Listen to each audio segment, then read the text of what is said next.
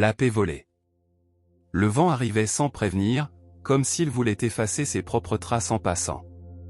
Sur une colline où la brume ne se dissipait jamais complètement, se dressait un temple solitaire, fait de bois ancien, de pierres couvertes de mousse, et de longues années de silence. Les moines qui y vivaient ne parlaient ni de guerre ni de temps révolus. Ils préféraient balayer la poussière des sentiers, puiser l'eau du puits, contempler le vol des grues. Chaque geste était une prière. Chaque pas, une réponse qui ne demandait pas à être dite. Pourtant, depuis quelque temps, quelque chose d'invisible s'était installé parmi eux. Cela n'avait ni forme, ni son, ni nom. Mais c'était dense comme la fumée, s'insinuant dans les bols de riz, les prières du matin, les rêves. Un vieux moine nommé Deki fut le premier à le remarquer. Non pas parce qu'il était plus sage, mais parce qu'il avait appris à ne pas craindre ce qu'on ne peut toucher. La paix, murmura-t-il un soir, en réchauffant ses mains contre une tasse de thé brûlante. Ce n'est pas l'absence de bruit. C'est la musique que l'on n'entend que lorsque tout se tait à l'intérieur. Ce jour-là, une colombe blanche descendit du ciel et se posa sur la rambarde du temple. Elle observa Deki de ses yeux clairs, comme si elle le connaissait depuis l'aube des temps. Le vieil homme ne bougea pas. Il la regarda simplement, et sentit dans son cœur que cette visite n'était pas gratuite. Le lendemain, le jeune moine Ren se réveilla avant l'aube. Le rêve qui le hantait depuis des semaines, une image floue d'une porte entr'ouverte et d'une silhouette dans l'ombre, était revenue avec force. Mais cette fois, quelque chose avait changé. La silhouette avait parlé. « Ce n'est pas toi qui as perdu la paix, avait-elle dit. Elle a été volée. Et tu l'as permis. » Ren se leva, le front perlé de sueur. L'air sentait la pluie ancienne. Dehors, les cerisiers frémissaient doucement sous un vent venu d'un autre monde. Il traversa les couloirs en silence, à la recherche du maître Deki. Il le trouva, comme toujours, assis au bord de l'étang. Mais cette fois, il ne regardait pas l'eau, il regardait le ciel. Et ses yeux étaient humides. Le maître, murmura Ren, quelque chose nous a été arraché. Oui, répondit Deki sans le regarder. Et nous ne savons toujours pas ce que nous avons donné en échange. Dès cet instant, plus rien ne fut comme avant. Le temple, bien que paisible, n'était plus un refuge. Les ombres s'allongeaient un peu plus, et les silences devenaient si profonds qu'ils faisaient mal dans la poitrine. La paix, telle une fleur coupée, restait belle en apparence, mais elle n'avait plus de racines. Les jours suivants, le temple demeura immobile. Du moins en apparence. Mais dans le cœur de chaque moine, une fine fissure commençait à s'ouvrir, silencieuse et tenace, comme l'eau qui, sans hâte, creuse la roche. Ren tenta de suivre sa routine. Il se levait avant l'aube, se lavait le visage avec l'eau glacée du bassin de pierre, balayait les feuilles mortes de la cour, nourrissait le vieux chat gris qui, depuis des années, arpentait le zendo comme un maître parmi les autres. Mais chacun de ces gestes semblait désormais creux, vide de sens, comme s'ils étaient accomplis par quelqu'un qui imitait la vie sans la vivre. Les prières matinales s'allongeaient. Non pas par choix, mais parce qu'aucun moine ne trouvait le moment juste pour fermer les yeux et dire « Amen ». Tous attendaient quelque chose qui ne venait pas, une présence autrefois familière qui s'était désormais volatilisée. Un matin, alors que les autres étaient en méditation, Ren se dirigea vers l'ancienne salle des archives, un lieu peu fréquenté, où reposaient manuscrits, registres et sutras oubliés. Il ne savait pas exactement ce qu'il cherchait. Il ne ressentait qu'une urgence, comme si, dans les pages jaunies de ses rouleaux, il pouvait trouver une piste, un indice de l'harmonie perdue. C'est là qu'il découvrit un texte non signé, rédigé dans une calligraphie ancienne et tremblante. Il disait « Quand le cœur tait ce qu'il ressent, le silence devient prison. Et lorsque l'on offre la paix sans l'avoir d'abord habitée, ce que l'on donne n'est qu'une ombre, pas la lumière. » Ren ferma les yeux. Ces mots le transpercèrent comme une flèche silencieuse. Était-ce cela, ce qui leur arrivait à tous? Avaient-ils commencé à offrir au monde une paix qu'ils ne portaient plus en eux? Avaient-ils confondu la sérénité avec la répression? Le maître Deki, comme s'il avait perçu ses pensées à distance, apparut dans l'encadrement de la porte. Il le regarda avec tendresse, avec une tristesse légère, flottante, comme la poussière dans la lumière du soir. « Il y a quelque chose que nous avons perdu il y a bien longtemps, dit le vieil homme, mais l'écho de son absence ne nous atteint que maintenant. » Ren leva les yeux vers lui. « Et que avons-nous perdu, maître ?» Deki ne répondit pas tout de suite. Il entra dans la pièce, caressa le dos d'un livre du bout des doigts, comme s'il saluait un vieil ami, puis s'assit sur un banc de bois en face de Ren. « Un jour, commença-t-il, alors que j'étais encore jeune comme toi, le temple reçut la visite d'un homme étrange. Ce n'était pas un moine. Il n'était pas venu pour prier. Il demanda simplement à passer la nuit ici. Nous lui avons offert du thé, du silence, et un coin pour dormir. Il ne posa aucune question. Il ne demanda aucune explication. Mais à l'aube, lorsqu'il partit, il emporta quelque chose avec lui. Et qu'a-t-il emporté ? Deki esquissa un sourire, mais ce sourire n'avait rien de joyeux. La confiance que nous avions en notre propre immobilité. Ren ne comprit pas tout à fait. Comment quelqu'un pouvait-il emporter une chose aussi intangible, aussi invisible ? Mais le maître n'en dit pas davantage. Il se leva et, avant de quitter la pièce, déclara. « Lorsqu'une personne entre dans ta maison et s'en va en silence, tu ne sais pas toujours ce qu'elle a pris, jusqu'au jour où tu cherches quelque chose, et qu'il n'est plus là. » Ce jour-là, le ciel resta gris. Il ne pleuvait pas, mais l'air sentait la terre mouillée. Les oiseaux s'étaient tus. Pas une seule feuille ne tomba des arbres. C'était comme si la forêt elle-même écoutait. Cette nuit-là, Ren ne dormit pas. Il s'allongea comme à son habitude sur son fin futon, recouvert de la même couverture en coton qu'il avait hérité d'un moine désormais disparu. Mais le sommeil ne vint pas l'envelopper. Son esprit tournait en rond, comme une roue à au sang courant, prisonnier de pensées qui refusaient d'avancer. L'écho des paroles du maître Deki résonnait encore en lui. La confiance que nous avions en notre propre immobilité. Que signifiait-elle vraiment ? Était-il possible qu'ils aient, sans s'en rendre compte, commencé à feindre la paix ? À répéter des gestes vides, à cacher sous les kesas et les mantras un frémissement profond, une blessure restée invisible ? Ren se redressa et sortit dans la cour en pleine nuit. Le ciel était couvert de nuages épais, sans lune ni étoile. L'obscurité n'était pas totale, mais suffisante pour effacer les contours du paysage.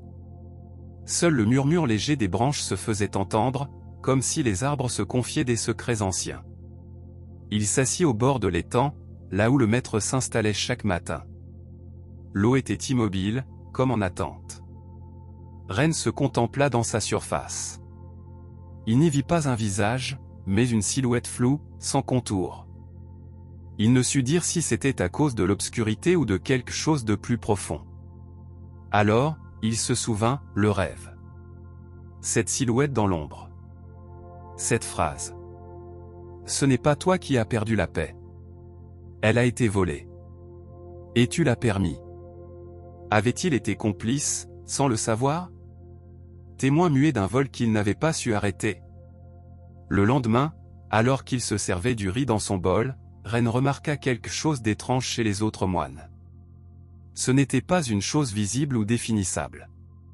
Plutôt une vibration, un léger désaccord, comme une corde mal accordée dans une mélodie jusque-là parfaite. Le frère Koji, qui avait l'habitude de siffler en jardinant le matin, gardait le silence. Le frère Haru, qui adorait nourrir les oiseaux de miettes de pain, ne sortit pas de sa cellule. Même la chatte du temple, qui glissait entre les coussins de méditation comme une volute de fumée, restait introuvable. Tout était là, et pourtant rien n'était pareil. La paix ne se brise pas avec fracas, dit le maître Deki en voyant l'inquiétude de Ren. Elle se défait dans le silence. Elle ne s'en va pas d'un coup. Elle se dissout, comme le sel dans l'eau. Ren acquiesça, mais ses yeux trahissaient l'angoisse. Comment retrouver quelque chose dont on ne sait pas quand on l'a perdu ? Deki resta silencieux un long moment. Puis il dit. Parfois, la seule voie est de revenir à l'origine. Non pour chercher ce qui manque, mais pour comprendre pourquoi on a cessé d'en prendre soin. Cet après-midi-là, Ren prit une décision. Il entrerait dans la forêt qui entourait le temple. Personne ne l'avait fait depuis des années. Non pas parce que c'était interdit, mais parce qu'on disait que la forêt était trop dense, trop ancienne, trop vivante. Il ne cherchait ni réponse ni révélation. Il voulait simplement entendre autre chose. Un son non humain. Un langage non altéré par l'habitude. Il marcha des heures entre racines et feuillages, entre brume et craquement du sol humide. À chaque pas, il sentait quelque chose d'invisible se détacher de lui. Les idées, les formes, les noms. Et quand il crut s'être perdu, il trouva un rocher lisse, couvert de mousse, sur lequel il décida de s'asseoir. Devant lui, un arbre immense et tordu, dont une branche pointait vers le ciel. À ses pieds, une petite fleur poussait entre les pierres, fragile et tenace. Ren l'observa. Il ne pensa rien. N'interpréta rien. Il la regarda simplement. Et l'espace d'un instant très bref, presque imperceptible, le silence fut véritable. Mais alors, dans les profondeurs de la forêt, quelque chose craqua. Ce n'était pas une branche brisée. C'était autre chose. Quelque chose qui venait de l'intérieur. Une fissure. Un souvenir. Une vérité qui refusait de rester cachée. Ren ouvrit les yeux, comme s'ils avaient été fermés tout ce temps. Et à cet instant, il comprit. La paix n'avait pas seulement été volée au temple. Elle lui avait été arrachée à lui aussi. Depuis bien plus longtemps. Le craquement résonna comme une cloche sous la terre. Et bien qu'il fût léger en apparence, en Ren, ce fut un tonnerre. Il brisa quelque chose qui était resté scellé trop longtemps. Pendant des années, il avait appris à s'asseoir en silence. À calmer sa respiration. À observer ses pensées sans les juger. Comme on regarde des feuilles flotter sur une rivière. Mais ce son ne venait pas de l'extérieur. Ce n'était ni une branche, ni une pierre, ni un animal. C'était la mémoire. Et la mémoire, lorsqu'on la nie trop longtemps, ne revient pas doucement. Elle revient comme une vague par nuit de tempête. Elle revient comme un cri qui attend depuis des siècles. La forêt demeurait dans sa paix ancienne. Mais en Ren, tout s'agitait. L'image surgit d'un coup. Lui, encore enfant, assis au pied de sa mère. Une femme forte et silencieuse. Qui le peignait chaque soir en lui parlant des étoiles. Sa voix était comme de l'eau tiède. Mais un jour, elle se tut. Pas à cause d'une maladie. Ni par fatigue. Mais par douleur. Un jour, une silhouette arriva chez eux. Un homme. Il ne donna pas son nom. Ne se présenta pas. Il resta une seule nuit. Mais quand il repartit, il emporta la paix qu'il voyait dans les yeux de sa mère. Elle ne fut plus jamais la même. Et Ren, dès lors, apprit à se taire. À obéir. À faire semblant. Bien plus tard, en entrant au temple, il confondit le silence avec le réconfort. Il prit le vide pour la guérison. Il devint un disciple exemplaire, discipliné, aimable.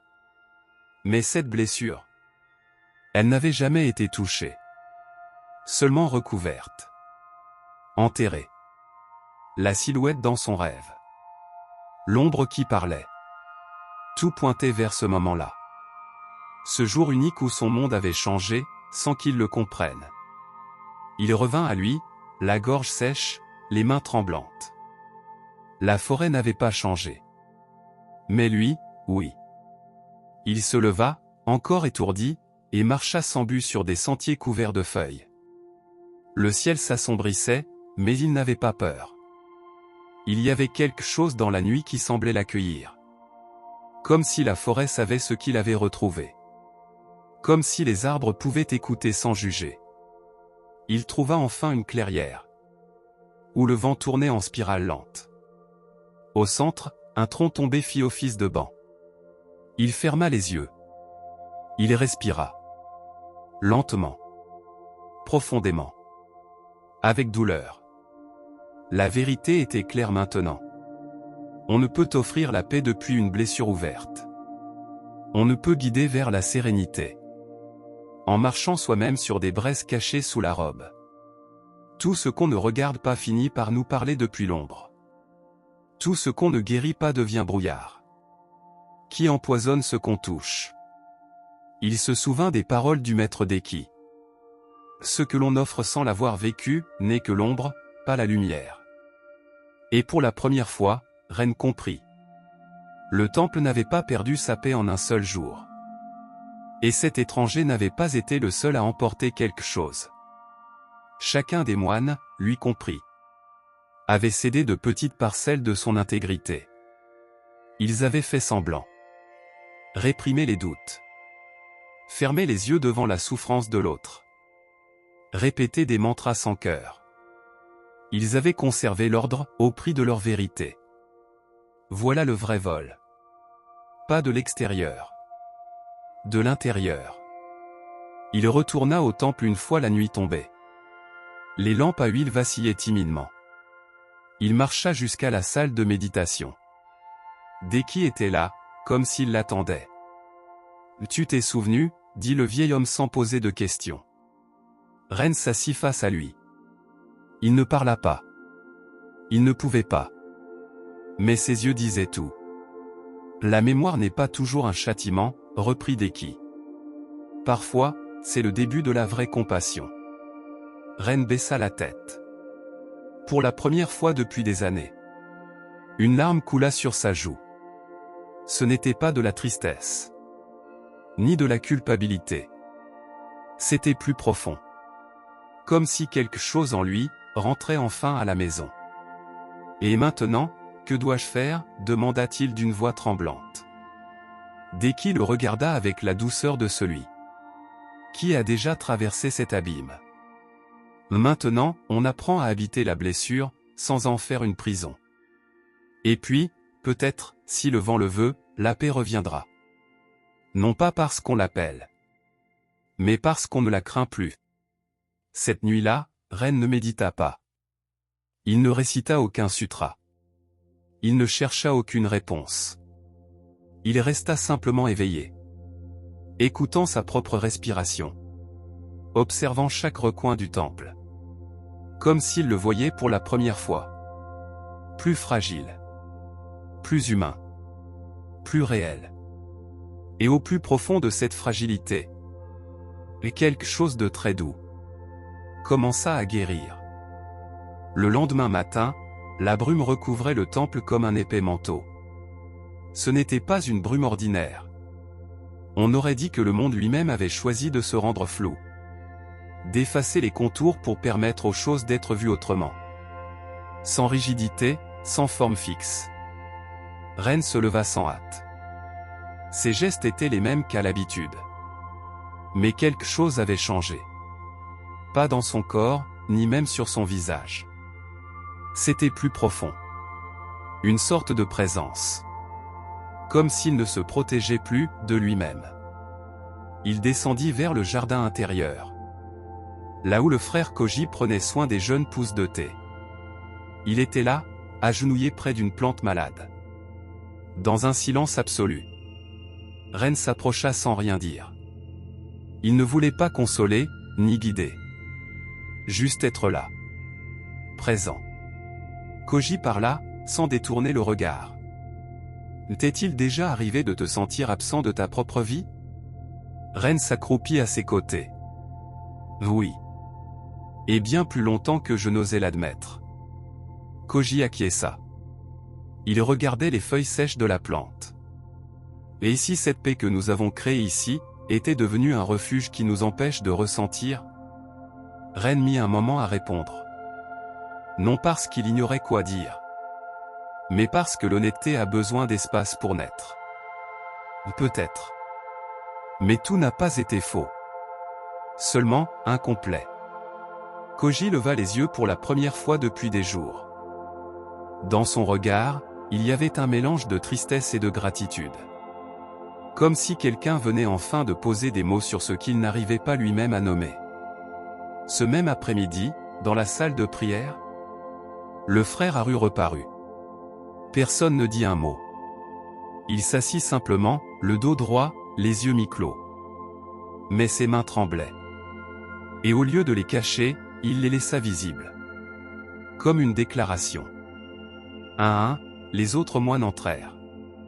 Certains en silence, d'autres les yeux baissés. Il n'y avait ni cérémonie, ni direction. Ils étaient là, simplement, unis par une même question muette. Une même fatigue intérieure. Une même fêlure.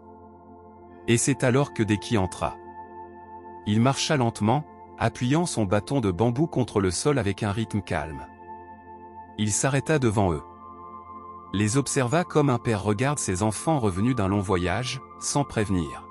« Nous ne sommes pas ici pour retrouver la paix. » dit-il d'une voix douce.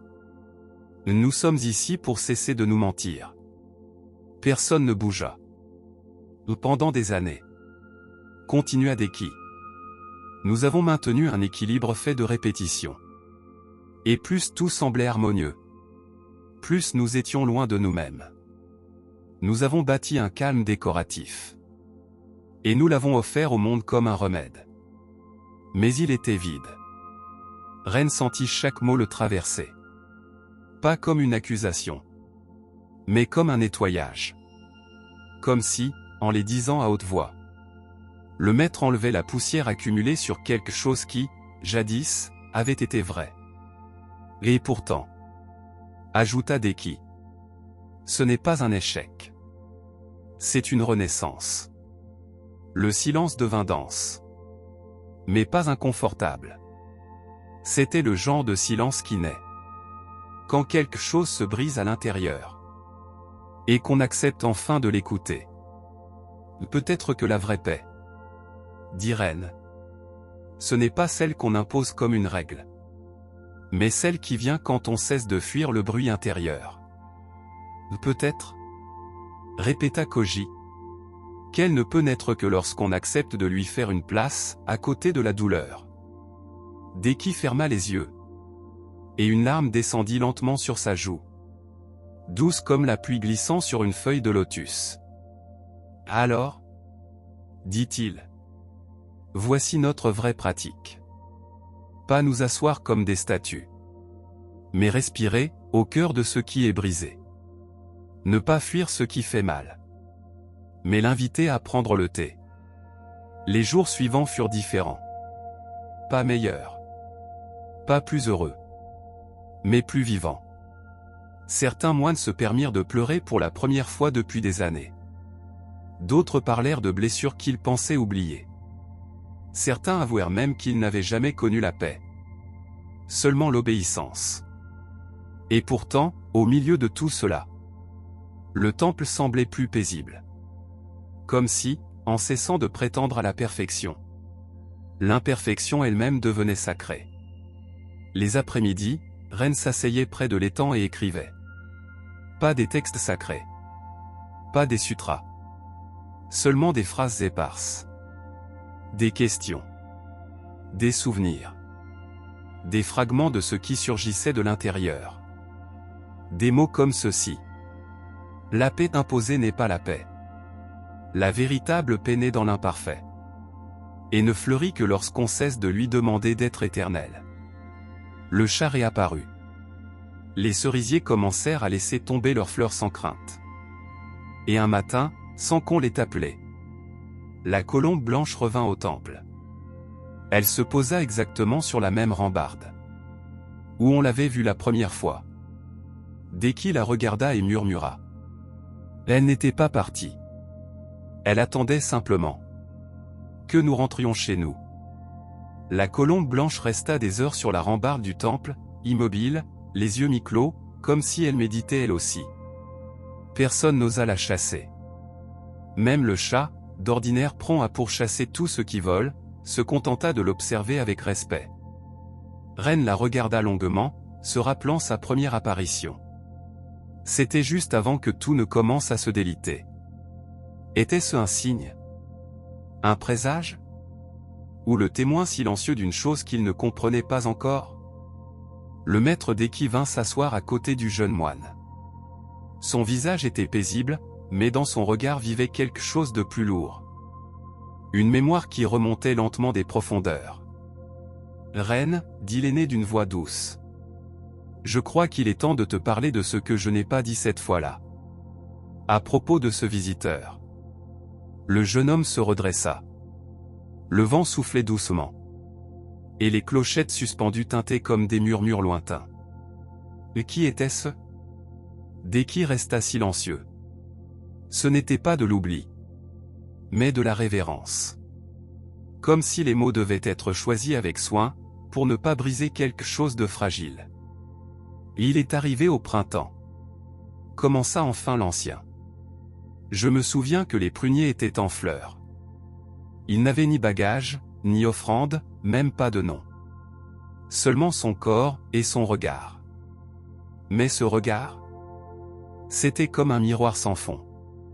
Quand on le croisait, quelque chose en soi commençait à se désagréger.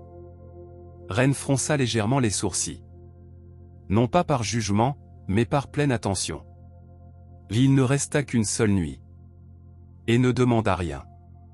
Il s'assit simplement parmi nous. Il ne parla pas. Il ne mangea pas. Mais en sa présence, tout ce que nous cachions en nous remontait à la surface. J'étais jeune, à l'époque. Je croyais que la paix venait de l'ordre, du contrôle, de l'extinction des émotions. Et pourtant, cette nuit-là, j'ai eu peur. Pas de lui, mais de ce qu'il me fit voir. Que mon silence n'était pas réel. C'était une défense. Le lendemain matin, quand il partit, quelque chose avait changé dans le temple. Tout semblait plus immobile. Mais ce n'était pas la paix. C'était comme si une partie essentielle s'était évaporée. La confiance. La transparence. La foi en notre pratique. Reine baissa les yeux. Et pourquoi n'en avez-vous jamais parlé? Deki soupira. Parce que nous ne savions pas comment. Parce qu'il était plus facile de blâmer sa présence que de reconnaître qu'il ne faisait que refléter ce qui était déjà en train de pourrir en nous. Personne ne peut te voler ce que tu protèges avec amour et vérité. Mais ce que tu abandonnes, quelqu'un le prendra, même sans le vouloir. Les paroles du maître restèrent avec Reine pendant plusieurs jours. Il se mit à fouiller dans les anciens textes du temple. Non pour y chercher des doctrines, mais des signes. Dans l'un des rouleaux les plus anciens, il trouva une phrase à peine lisible, écrite à l'encre délavée. Le visiteur ne vient rien te prendre. Il met simplement de la lumière là où tu avais mis de l'ombre. Ce qui s'en va avec lui, était déjà perdu. Il ferma les yeux. Et comprit alors que cet homme n'était pas un voleur. C'était un miroir. Et ce qui avait disparu après sa venue, c'était le masque.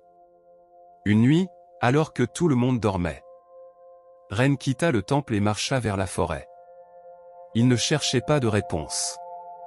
Il cherchait l'écho de son propre cœur.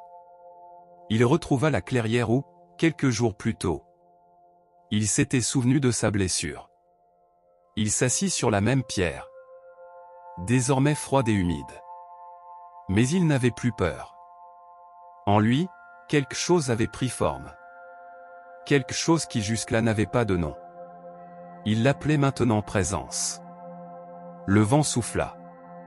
Les feuilles dansèrent dans la pénombre. Et au cœur de l'obscurité, il sentit une vibration. Pas extérieure. C'était son âme qui touchait la terre. Alors il parla, même si personne ne pouvait l'entendre. Si tu reviens un jour, étrange visiteur, je t'accueillerai sans masque. Je n'ai plus de paix à feindre. Seulement une vérité à offrir. Et la forêt, dans son langage sans mots, répondit par un doux murmure. Ce n'était ni un accord, ni un refus. C'était la vie. Au lever du jour, en revenant au temple, les moines étaient déjà rassemblés. Pas pour méditer. Ils étaient simplement là, partageant le thé en silence. Mais dans ce silence, pour la première fois depuis longtemps, il n'y avait plus de tension. Il y avait de l'espace. Pour la douleur. Pour le rire. Pour le non-savoir. Ren s'assit avec eux. Personne ne parla. Mais tous sentirent. La paix à la vraie n'était pas revenue. Car elle ne s'était jamais enfuie. Ils apprenaient simplement, enfin, à la regarder sans la déguiser. À la vivre, même si elle faisait mal. À ne plus lui cacher l'ombre. À la laisser parler. Et dans cette conversation silencieuse, la guérison avait commencé. Les jours passaient comme des gouttes de pluie tombant sur la pierre. Sans hâte, sans bruit, sans chercher à laisser de traces mais en laissant une. Le temple n'était plus le même. Et pourtant, ses murs n'avaient pas changé. Les portes grinçaient toujours sous le vent. Les bols étaient les mêmes. Les chemins du jardin n'avaient pas changé de forme. Ce qui avait changé, était invisible. Un courant souterrain, subtil, qui commençait enfin à circuler. Chaque moine, à sa manière, s'était mis à libérer des mots, des émotions, des souvenirs. Non comme une confession, mais comme s'ils ouvraient de petites fenêtres pour que l'air puisse passer. Frère Haru parlait, enfin, de la perte de sa sœur. Frère Koji, de la colère qu'il avait un jour ressentie envers son père déguisé en discipline. Frère Tetsu, de la honte qui l'empêchait de chanter. Alors que sa voix était belle comme l'eau tombant dans un bol de cuivre. Ren, lui, parlait peu. Il écoutait. Sa présence, autrefois rigide et correcte, était devenue douce, presque transparente. Il avait compris quelque chose qu'aucun livre n'enseigne. Que le silence n'est pas toujours sagesse. Et que la véritable paix n'est pas immobilité, mais mouvement sincère. Un soir, alors qu'il balayait les feuilles de la cour, Ren trouva Deki assis au bord de l'étang. Il ne disait rien. Il tenait un papier entre les mains.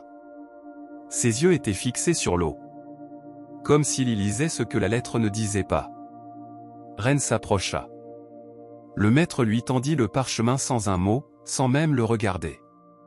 C'était une lettre. Très ancienne. Signée par une simple initiale, Y. Elle disait: le jour où j'ai franchi le seuil du temple, je ne suis pas venu pour détruire. Je voulais simplement voir si la paix que vous proclamiez était réelle. Dans chaque geste, j'ai vu de la beauté mais aussi de la rigidité. Dans chaque mot, de la sagesse mais aussi de la peur. Je suis parti avant l'aube, non par rejet, mais par respect. Je ne peux rester là où la vérité ne respire pas. Je n'ai pas volé la paix. J'ai seulement retiré le voile. Ren lut en silence. Le cœur traversé d'une étrange alliance de honte, de gratitude et d'humilité. « Pourquoi l'as-tu gardée » demanda-t-il.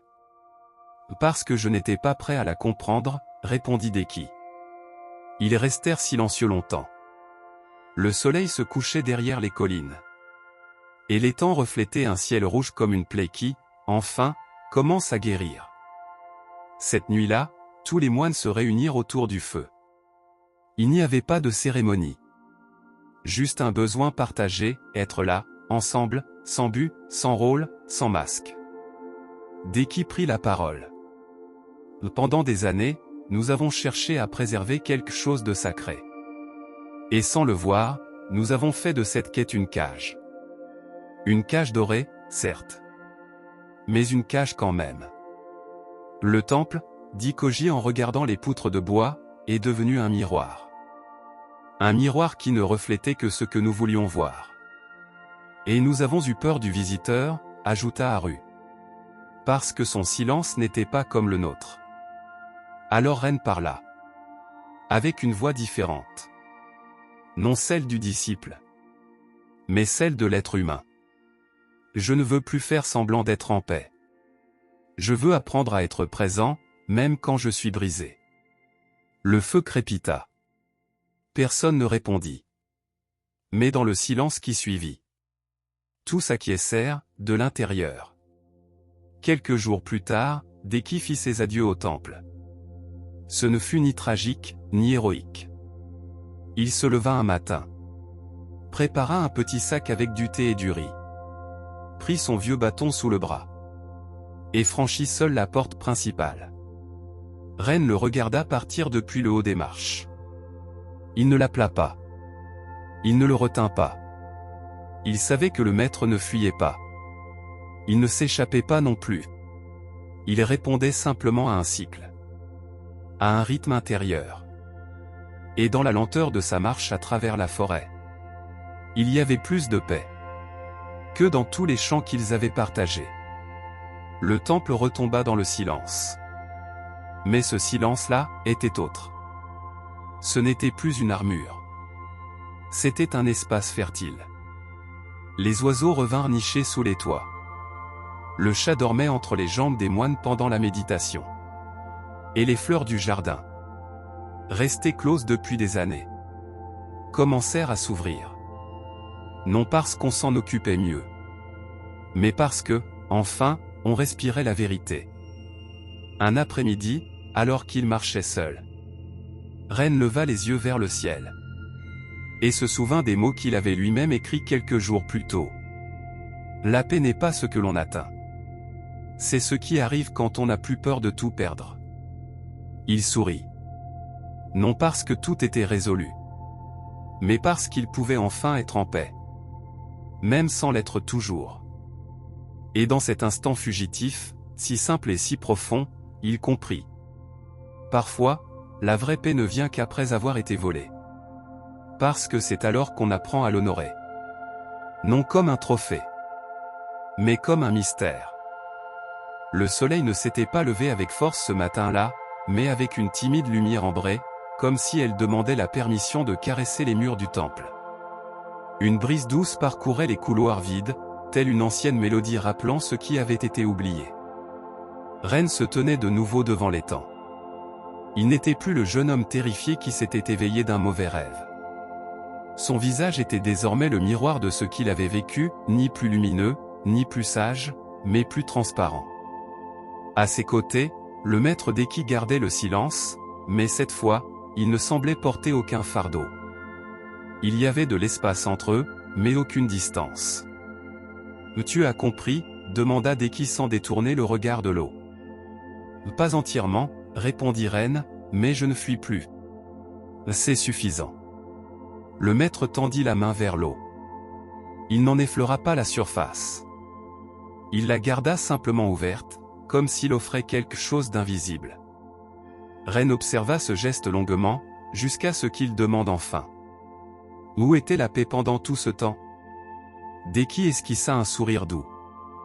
Là où elle a toujours été. Là où personne ne peut te la voler. Ici. Et il désigna sa poitrine. Alors, dit Ren d'une voix tremblante, qui me l'a volée? Le maître referma lentement la main, puis la posa sur son propre cœur. Celui qui lui a tourné le dos. Moi? Deki acquiesça. Pas par méchanceté, mais par oubli.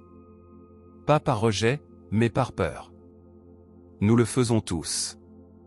Nous croyons que la paix est un lieu, une compagnie, un moment, un état. Mais elle n'est rien de tout cela. C'est une décision.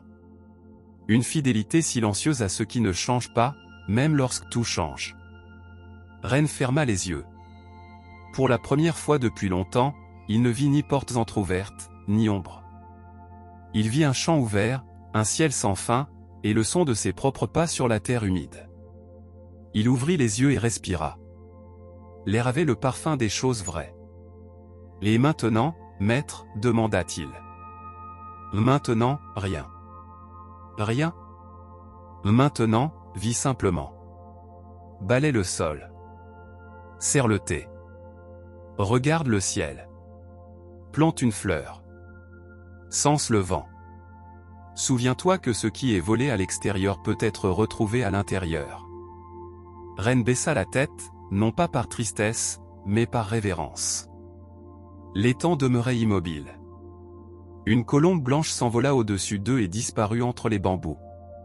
Le temple avait changé, et pourtant, il était resté le même. Dans le zendo, les moines commencèrent à chanter les sutras de l'aube.